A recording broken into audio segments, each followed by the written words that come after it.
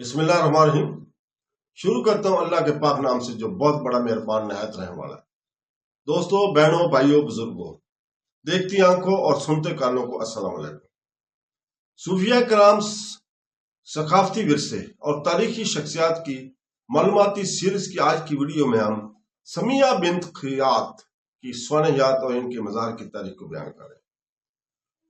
دوستوں، بہنوں، بھائیوں، اسلام کی پہلی شہید شہدا سمیہ بنت خیاط طور پر اسلامی تاریخ میں ایک منفرد اور محترمہ مقام رکھتی ہیں۔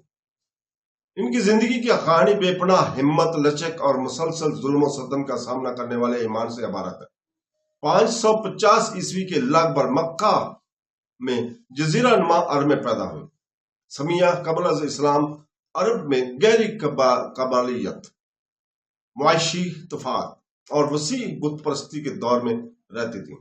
وہ عاجزانہ حیثیت کے طاقتور مخزوم قبیلہ کی آزاد کردہ غلام تھی اور انہوں نے یاسر ابن عمر سے شادی کی جو ایک اور ابتدائی اسلامی قبول کرنے والے تھے۔ ایک ساتھ ان کے بیٹا عمار بن یاسر تھا جو بھی نبی کریم صلی اللہ علیہ وسلم کے ابتدائی اور سب سے زیادہ ثابت قدم ساتھیوں میں سے ایک تھا۔ سمیہ کا اسلام قبول کرنا پیغمبر اسلام کے مشن کے ابتدائی سالوں میں تقریباً 610 عیسوی میں آیا، جب مکہ میں توحید کی دعوت بھی پھیلنا شروع ہوئی تھی۔ ابتدائی مذہب تبدیل کرنے والوں میں سے ایک کے طور پر وہ مومنین کے ایک چھوٹے سے گروہ کا حصہ تھے جنہوں نے توحید، خدا کی وحدانیت کے پیغام کو قبول کیا اور سنگین نتائج کو جانتے ہوئے بھی پیغمبر اسلام کی پیروی کی۔ اس وقت مکہ کے طاقتور قبائل خصوصاً قریش نے اسلام کو اپنے سماجی، سیاسی اور مذہبی نظام کے لیے براہ راست خطرہ سمجھا۔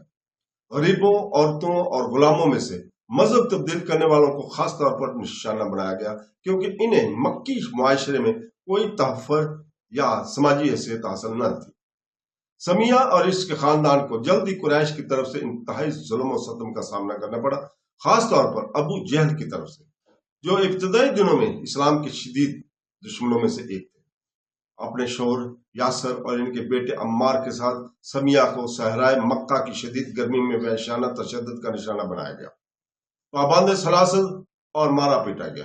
انہیں بار بار حکم دیا گیا کہ وہ ایک خدا اور محمد صلی اللہ علیہ وسلم کی نبوت پر اپنا عقیدہ ترک کر دیں۔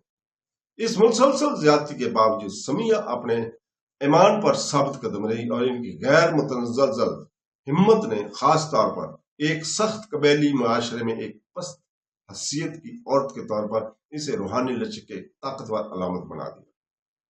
ان کی شہادت تقریباً 615 عیسوی میں ہوئی۔ بہت سے اذیت ناک ایک کے دوران ابو جہل نے ان کی سرکشی اور عزم سے مشتعل ہو کر بالآخر اسے نیزے کے زور سے قتل کر دیا، شہید کر دیا، جس سے سمیہ اسلامی تاریخ کی پہلی ریکارڈ شدہ شہید بن گئی۔ وہ اسلامی مکہ میں مر گئی، شہید ہوئی، اپنے ایمان کے لیے اپنی جان دے دی اور اسلامی روایت میں سب سے قابل احترام افراد کی سب میں شامل ہو گئیں۔ ان کے شوہر یاسر کو بھی شہید کر دیا گیا تھا اور ان کا بیٹا عمار بچ گیا تھا، جو بعد میں مسلم کمیونٹی میں ایک ممتاز شخصیت اور پیغمبر اسلام کا قریبی ساتھی بن گیا۔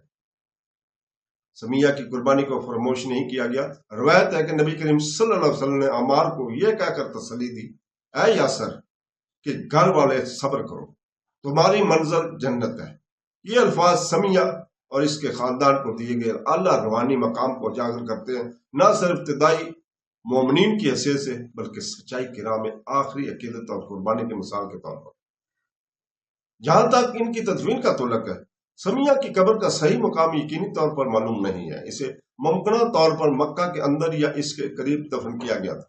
ممکنہ طور پر اس وقت ابتدائی مسلم کمیونٹی کے ارد گرد کے رہزداری اور خوف کی وجہ سے ایک بے نشان قبر ہے میں ان کے لیے کوئی وسیع اور عریض مزار نہیں ہے۔ ان کی بڑی وجہ یہ ہے کہ قدیم ترین مسلمانوں پر ظلم کیا گیا تھا اور ان کی بہت سی قبریں بے نشان یا معمولی تھیں۔ ابتدائی اسلامی دور میں اور خاص طور پر نبی کریم صلی اللہ علیہ وسلم کے دور میں شہداء یا صحابہ کے لیے وسیع مزارات بنانے کی کوئی روایت نہیں تھی اور تدفین کے طریقوں سے اکثر سادگی پر زور دیا جاتا تھا۔ بعد کی اسلامی تاریخ میں سمیہ کی میراث کو زیادہ زبانی روایت، تحریروں، سوانح عمریوں اور خطابات کے ذریعے نوازا گیا، جس نے اسے ایمان اور برداشت کی علامت کے طور پر اجاگر کیا۔ ان کی کہانی مسلمان خواتین کے لیے خاص طور پر اہم بن گئی، جنہوں نے اس میں بے پناہ روحانی طاقت کی مثال دیکھی۔ اگرچہ ان کی زندگی کے دوران یا اس کے بعد کوئی جسمانی مزار تعمیر نہیں کیا گیا تھا، لیکن اس کی یاد روحانی طور پر مسلمانوں کے دلوں میں 1400 سال سے زیادہ عرصے سے محفوظ ہے۔ جدید دور میں ان کا نام اکثر اسلامی تاریخ میں خواتین کی شناخت کے طور پر گفتگو میں لیا جاتا ہے، اور اسے پوری مسلم دنیا میں کتابوں، مذہبی لیکچرز اور ثقافتی کاموں میں یاد کیا جاتا ہے۔ اگرچہ کسی مخصوص حکمران یا خاندان کو سمیہ کے لیے مزار تعمیر کرنے کا سہرا نہیں دیا جاتا، لیکن ان کی علامتی مزار مسلم امہ کمیونٹی میں ان کی تعداد محسوس ہے۔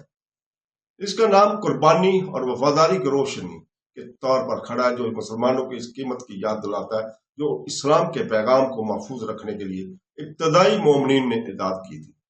اگرچہ رسمی مقبرہ یا مقبرہ نہ ہونے کے باوجود اسلامی یادداشت میں سمیہ کا مقام غیر متزلزل ہے، جو نہ صرف مظلوموں کے مصائب کی نمائندگی کرتا ہے بلکہ ظالم اور ظلم کے مقابلے میں انسانی روح کی طاقت بھی ہے۔ تو دوستو، اس کے ساتھ ہی ہم آج اجازت چاہتے ہیں، کل تک کے لیے۔